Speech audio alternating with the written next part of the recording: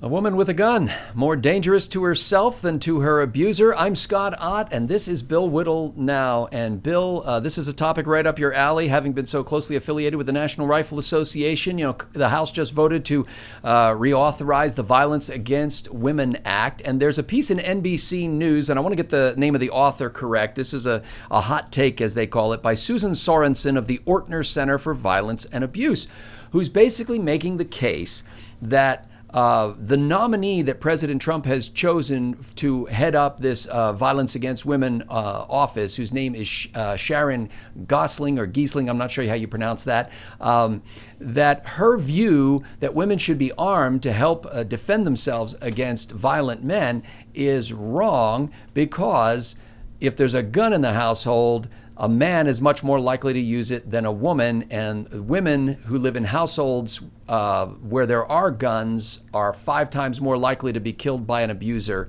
than those who are just abused but don't have guns in the household. Bill, I know that's kind of a really twisted way of expressing that, but what do you think of this idea that maybe women would be safer living in a household with an abusive man if there were no gun around? Wow. First of all, if a woman is living with a violent man, I don't imagine in the cases that she cited where 5 times more. First of all, I'd like to see some documentation for all of this, but let's assume the evidence is correct. First of all, I'd be willing to bet you the salient point of that argument, Scott, is if that is in fact true, of the 5 times more likely women who were shot because there was a gun in the household, in how many of those households did the woman buy the gun? That's not clear. And the research that she's quoting, you're damn she's right saying it's not clear. The best research to date, and I'll further couch this, by the way, because she goes even further in letting you know what the science is behind this. She says the best research to date indicates that women who have been abused, so that's the subset, by their partner are 5 times as likely to be killed by that partner if he has access to a gun. However, yes, they'll but also that say does not, go ahead. There's no data on women with guns being able to defend themselves against an abusive partner. My point is this: if you've got a man who's deranged enough to just constantly physically, when I say abuse, I mean wife beater. I'm sick of these mamby terms that don't mean anything, like child molester. No, he's a child rapist is what he is. And this guy is a wife beater. My point is that statistic, assuming that it's true, is a very deceptive statistic, because I'd be willing to bet significantly that of those women studied who were in the households 5 times more likely to die because there was a gun in the house, I'll be willing to bet you that it was the man who brought the gun into the house in the first place in 95% of the cases, if not more. So the argument that some woman has gone out to get a gun to defend herself and then had that gun turned against her, I don't buy. If it turned out that every single one of those cases where the guy is certainly willing to beat his wife but he doesn't have a gun in the house, she brings in a gun to defend herself, and then that gun was turned on her, then she'd have a point. But I'd be willing to bet you that's not even close to the case. So I think that argument is at the very least neutralized, if not defeated, until we see the data relevant to the argument, which is, does a woman buying a gun increase her chances of survival, yes or no? Not is there a gun in the house? The question is if the woman brings the gun into the house. And as far as that question goes, look, I know this is not a simple thing, and you know much more about this than I do, because for those of you who don't know it, ladies and gentlemen, Scott Ott ran a woman rape and violence counseling center for. He didn't run a center, but he worked with that for quite a long time. But needless to say, Scott, the first thing I would recommend is, if you are in a situation where you are fearing for your life or well-being, do what you can to get the hell out of that house. You know, I am not advocating going in there and having a gunfight with a guy and seeing who comes out on top. If there is any means to escape at all, take it. I understand the psychology of this is very, very powerful, and it's very easy for people to say, why didn't you just walk out? I get it. It's like telling drug addicts, well, why don't you just stop using all these drugs? I understand that. But with that said, the first the first option, I think, is to get the hell out of there and get this guy under bars, behind bars. Now, I understand that sometimes it's just not possible. So back to the main thrust of the argument. It comes down to the simple, undeniable fact that God created man and Sam Colt made him equal. If you, for the sake of the argument, there is sexual dysmorphia in the human species. That means that males and females are different sizes, generally, pretty much universally across the board. The males are stronger, more prone to violence, and more willing to commit violence. So you have to now ask yourself, if you were to basically take everything out of that room, just take a padded room with no weapons of any kind in it, put a man and a woman in there, and have them fight to the death, I got a pretty good idea who's going to win most of those fights. So what the gun does, because the gun is extremely simple to operate, and certainly at close range is pretty effective in terms of achieving a hit. It is without question an equalizing force. I don't like the idea. The idea that a woman would have to go out and buy a gun to protect herself from her husband or her boyfriend is reprehensible to me.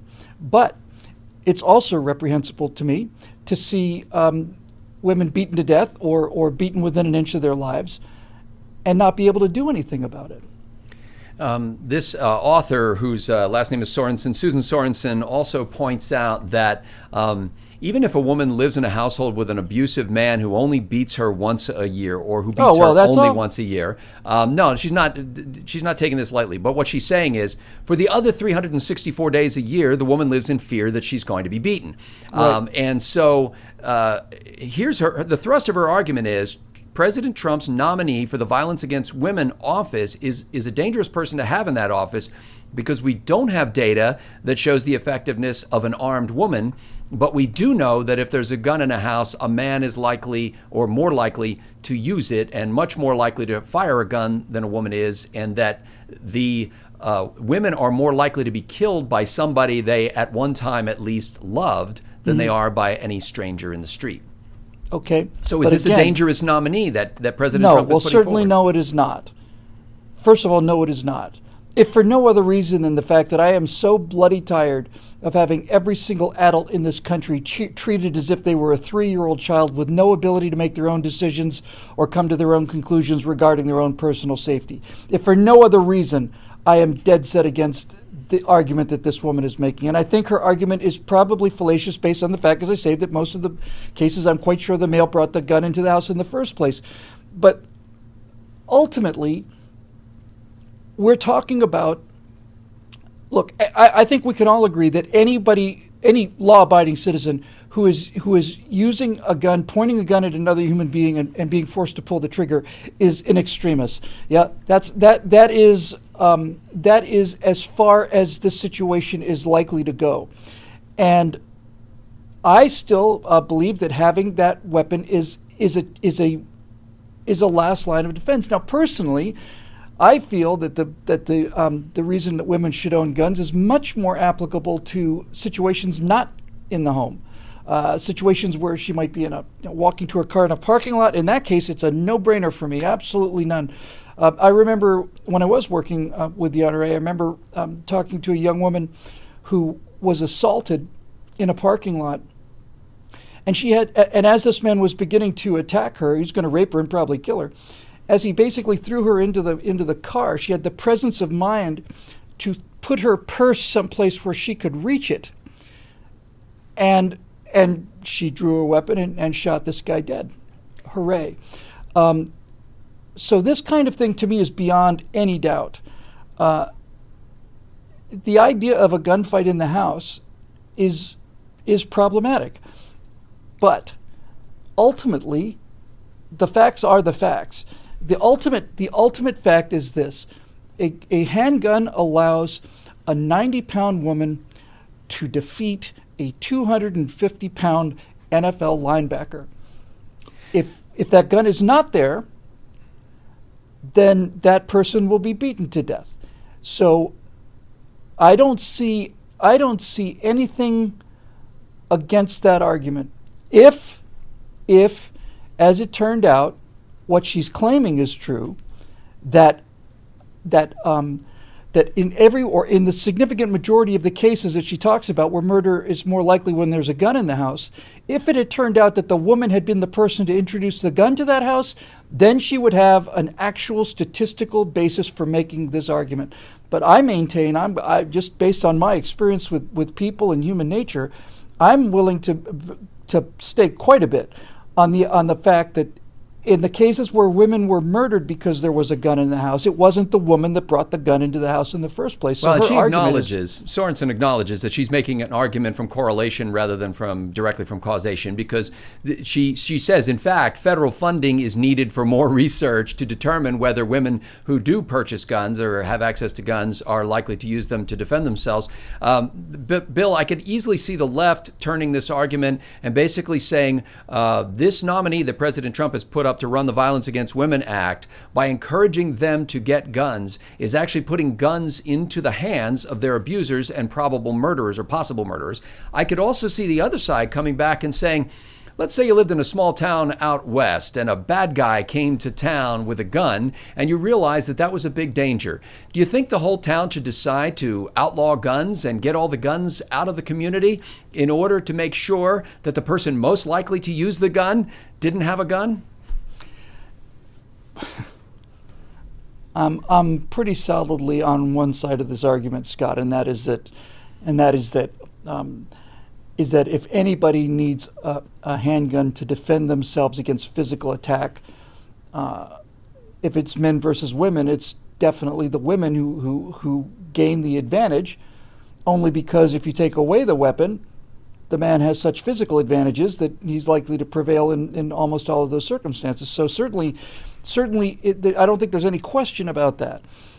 But the main thing here that I have a problem with is, well, it's twofold. Number one, it's the thing I mentioned earlier, is the idea that the individual person making the decision is not capable of making the decision.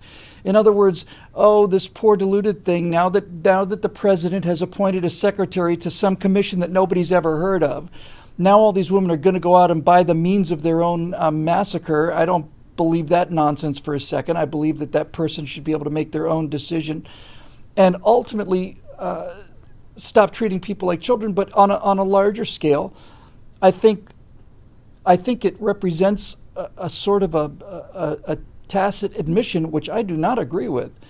And that admission is that somehow women are not capable of being able to defend themselves. It's just not capable.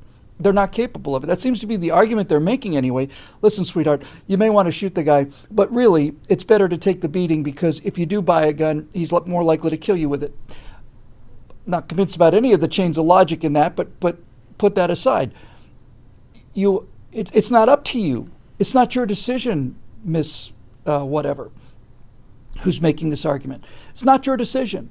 It's the person's decision. It's the individual citizen who has made a decision as an adult as to whether or not she wants to take the risk of buying a handgun to protect her life.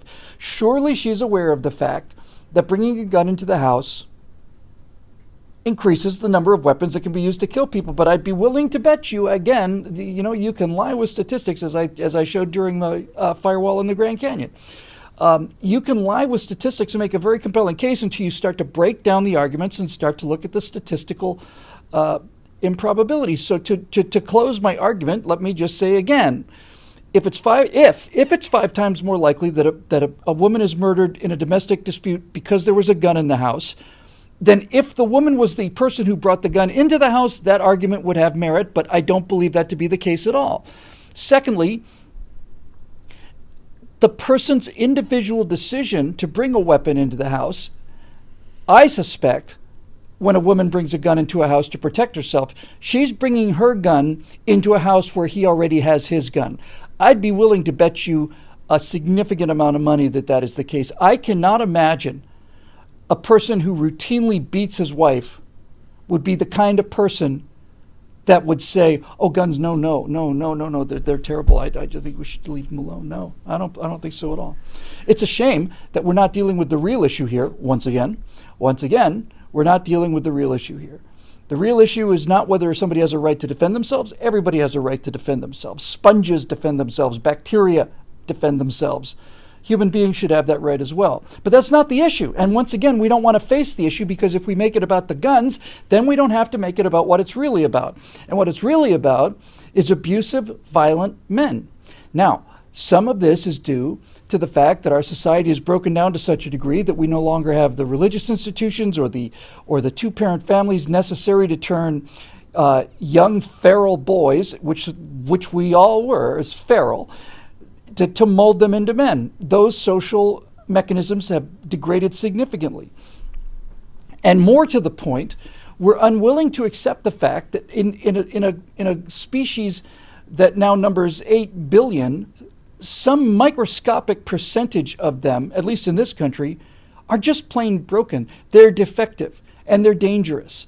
And we can't accept the fact that with 300 million people, 1 million of them are just plain barking mad nuts and need to be in jail. And these are the issues that we are unwilling to face. We're unwilling to face the issue of why these men are acting this way. We're unwilling to deal with the fact that it's almost never, I mean, I can't even, you would know more about this than me, Scott, and I'd like to hear your thoughts on this to close it. But I don't think that there's ever been a case of a well, I won't say ever, but it doesn't seem to me likely that the first instance of violence between the man and the woman results in the woman being killed. In other words, this sort of thing is something that happens over time gradually, and there's plenty of warning. I'm not blaming people for not getting out. I understand how complex this social issue is. But I am saying that as with the case of these mass shooters, we're looking at the gun when what we should be looking at is the person, because that's the actual weapon. That's what's doing the damage. And since you have much more experience on this than I do, I'd like very much to hear what you have to say about it. Well, to keep that brief, you're correct. It's usually at the culmination of a long process of abuse that starts out with verbal abuse and other kinds of even nonverbal abuse, just behavior and the ways that somebody is treated dismissively, and escalates from there and eventually gets to the point where it breaks out in physical violence and then possibly weaponized physical violence. It occurs to me that 5 days a week, Bill Whittle now is providing the force equalizer for the brutality of the progressive left here. Arguments that rely on liberty and individual choice, arguments that empower women, for example. That's why the members at BillWhittle.com provide the financing for this kind of messaging. That's why they enjoy it, and that's why they go to BillWhittle.com and become members. You can become one of those folks too. The website is just BillWhittle.com. The link just says become a member, and you can join Team Liberty and being part of the group of people who are advancing these arguments. And frankly, one of the things, Bill, that I've seen in the fact that there's a member blog on this website is that our own members are honing their skills at making effective arguments and finding ways to communicate their ideas effectively. It's almost like, without planning it to be so, it's almost become sort of a boot camp for communication training. Yep. Where the members are training each other. And us. Yes. And us. And I should have said this earlier, and I would appreciate this if you would do it at the end, because this isn't just platitudes. And most of the people who started watching the show have tuned out by now. But my hope, Scott, is that you could find some kind of a link or something that we could put in the description immediately below this video for a hotline for women in that situation to get help, because I know that when they are in that situation, they feel utterly alone. Maybe they don't have any relatives or friends, or the abusive husband knows where these people are, and this woman is terrified. But this is not the world that it used to be, and there are ways to get out of this situation with your life and your health intact, and we would be very derelict in our duty if we didn't say that the best solution to this, by far, is to get out of that situation before you need to defend your life with a handgun. And if there's anything I could say from my experience, and I served for a couple of years as the chairman of the board of an organization called the Abuse Network, which provided counseling to victims of rape and domestic violence, and I also served as a phone volunteer with that organization. My friend, it's not going to de-escalate. It doesn't de-escalate on its own. Something No, he's not gonna has change. to intervene, and it breaks my heart to say so. I'm sure it breaks your heart to hear it. But if you're in that situation, it's time to get help. If it's an emergency physical violence situation, call 911 and be prepared for the possibility that the police officers won't fully understand the psychological dynamic at play here and will be just trying to do their job. But then get in touch with your local domestic violence counseling organization, or we'll Get out of provide a there. link to the national hotline, which I'm sure exists in the comment section below. So for Bill Whittle, I'm Scott Ott. Thanks to the members at BillWhittle.com for doing some good in this world.